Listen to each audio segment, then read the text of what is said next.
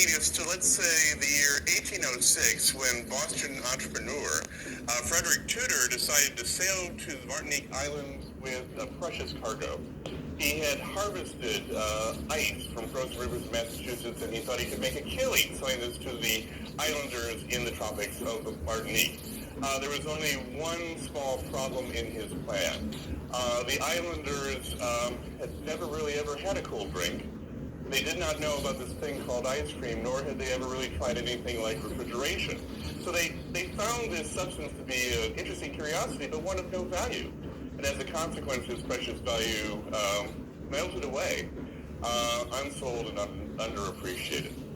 Now, I bring up the story of Frederick Tudor just to make one point, which is that often the fate of events economic, or of social events, or of human affairs, depend not so much on what people know or what people can conceive of, but rather depend on what people don't know, what they can conceive of, what lies beyond their imagination. For lack of a better term, things that they are ignorant of, if you will.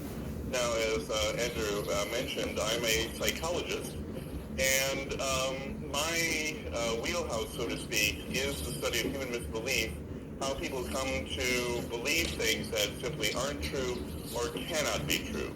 And as soon as you begin to work into this topic, you begin to realize that ignorance is the story. And towards that end, I want to make 3 points about ignorance today that I think we will find of interest in the intersection between psychology and economics. The first point to make about ignorance is uncontroversial, I think. And that's quite simply that we all live under the shadow of our own inevitable ignorance. They're just simply things we don't know, either as individuals or as a species. I mean, Karl Popper pointed out quite eloquently that our knowledge, though fantastic, is by definition finite, but what we don't know is by definition infinite. It just extends way far out into the distance. I think we can all agree on that. What might be a little more controversial is how closely our ignorance begins to ourselves and our daily affairs. What I'd like to argue today is that where the boundary line between what we know and what we don't know, that boundary line lies well within the geography of our everyday lives. It's a boundary line that we may cross several times during our lifetimes, or maybe even several times during the day. I mean, if you take a look, for example, at magazines, newspapers, websites, every 2 or 3 months,